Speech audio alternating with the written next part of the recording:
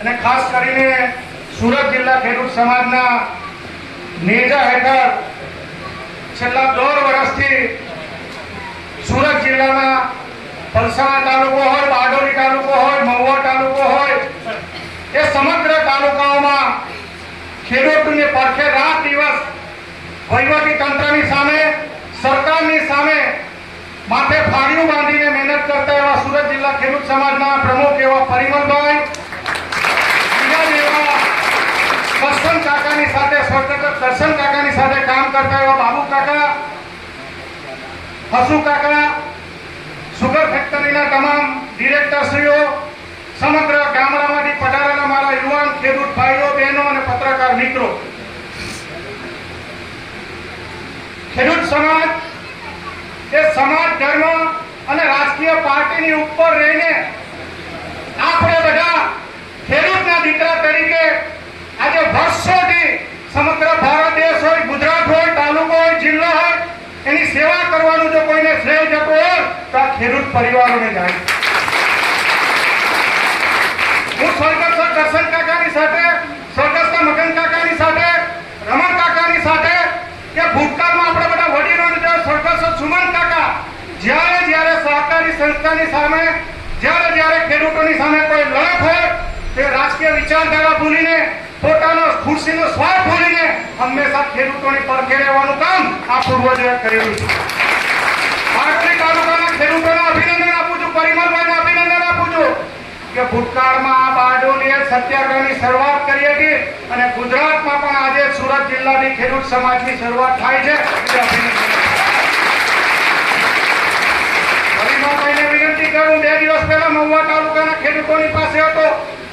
આદિવાસી ખેડૂતોને પણ આ પ્રામાણિકના અધિકારીઓ દલાલો બનીને ખેડૂતોને વ્યક્તિગત મળીને જે રીતે એના જાનના હોય, પાકના પૈસા હોય કે તારા લાઈનના પૈસા હોય, અલગ અલગ રીતે છેતરીને એની પાસે સહી કરાવીને આ કામગીરી કરે છે.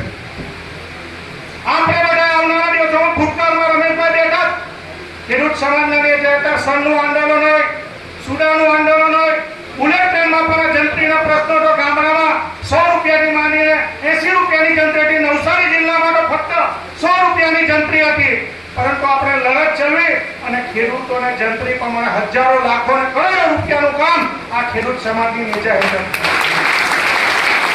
સરકાર કોઈ હોય પણ આપણે ખેડૂતના દીકરા છે. તમારી વચ્ચે જાહેરમાં કહું છું, કાયમ બોલું છું કે કાલે કોંગ્રેસની સરકાર આવે, ખેડૂતોને અન્યાય થતો હોય તે ખુરશીનો ત્યાગ કરીને ખેડૂતની વચ્ચે ઉભરવાની તાકાત એ મારી સહકારી સંસ્થા પણ જે રીતે આપણા બાપ દાદાઓએ મહેનત કરીને સરકારના ચુંગલમાંથી, વેપારીના ચુંગલમાંથી કે બધાના ચુંગલમાંથી બચાવવા માટે પોષણક્ષમ ભાવ મળે, સારું વળતર મળે, ખેડૂતના પરિવારો 2 પાંદડે ભણે ગણે એ માટે સામાજિક સહકારી મંડળીઓ બનાવવામાં આવે.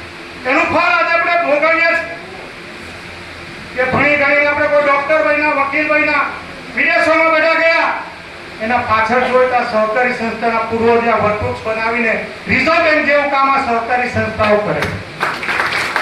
આજે એની પર પણ દાગ લગાવવા બેઠા છે. આવનારા દિવસોમાં તમને વિનંતી કરવા આવ્યો કે પાટીદાર સમાજ એ સમગ્ર ગુજરાતમાં નહીં પણ ભારત દેશમાં નહીં, વિશ્વમાં આર્થિક રીતે, માનસિક રીતે સક્ષમ થઈને એક દિશા આપવાનું કામ કરે છે.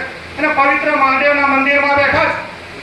આજે ભગવાનને સ્મરણ કરીને કે ગમે તે થાય, ખેડૂતની પર તકલીફ આવે તો કોણ વ્યક્તિ છે, કોણ છે, પણ ખેડૂતની સાથે ઉભા રહે અને પરિમલભાઈ જેવા જો નેતા બનતા હોય તો આપણે ચિંતા કરવાની જરૂર નથી. કલેક્ટર સિંહાને પરિમલભાઈને 2-3 વખત મળ્યા, સાહેબને વિનંતી કરી તમારી પાસે છે કંઈ આપવાનું? પરિમલભાઈ સાક્ષી છે, હમણાં ધમકી આપીને આવ્યા હતા જાહેરમાં કે તમારી ઓફિસનો ને તમારો ઘેરાવ કરવાના. તમને વિનંતી કરીએ કે આટલી સંખ્યામાં 4 બાજુથી, એક ઓલપાડ બાજુથી, એક પલસાણા બાજુથી, એક બારડોલી બાજુથી, એક કામરાઈ બાજુથી રણનીતિ એવી બનાવો કે હજારોની સંખ્યામાં 4 બાજુથી જિલ્લાની આજુબાજુના રસ્તાની ઉપરથી આપણે ઘેરાવ કરીએ. કોઈના બાપની તાકાત નથી, કોઈ સરકારની તાકાત નથી કે આપણી વાત ન સ્વીકાર. કારણ કે લડાઈ ફક્ત બારડોલી, કામરેજ અને પલસાણા તાલુકાની લડાઈ નથી, આ સમગ્ર ગુજરાતની લડાઈ છે. કારણ કે ટ્રાન્સમિશન લાઈન, હાવડાની લાઈન એ સમગ્ર ગુજરાતમાંથી પસાર થાય. નીતિ વિષયક બાબત છે. જો બારડોલી તાલુકાનો પ્રશ્ન હતો, કામરેજ તાલુકાનો પ્રશ્ન હતો, મહુવા તાલુકાનો હતો, ઓલપાડ તાલુકાનો હતો, અમારા ઓલપાડ તાલુકાના 55 ગામમાંથી પસાર થાય છે. ઓલપાડના ખેડૂતો પણ આવેલા, પરિમલભાઈ આવેલા, અમે બારડોલ મીટિંગ કરી હતી. મારા ગામમાંથી, મારા ખેતરમાંથી અમારા તાલુકામાં 4 લાઈન ગઈ. તમે કલ્પના કરો, સમગ્ર ફરતું વિસ્તાર, Bardoli sugar factory, Kamrej sugar factory, કેળા મંડળીઓ, જે રીતે એક્સપ્રેસ હાઈવે, બુલેટ ટ્રેન, ડીએમએફસી, આ લાઈન આવનારા દિવસોમાં આપણા પરિવાર જે નાના ખેડૂતો છે તો કેવી રીતે એનું જીવન ગુજરાન કરશે, આપણે આવનારી પેઢી માટે વિચાર કરવો.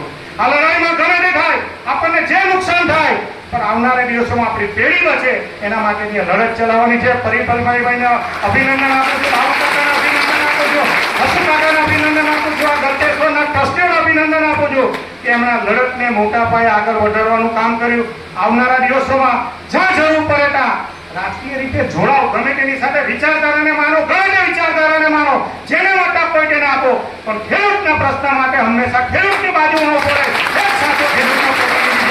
એટલી વાત કરી રહ્યો છું.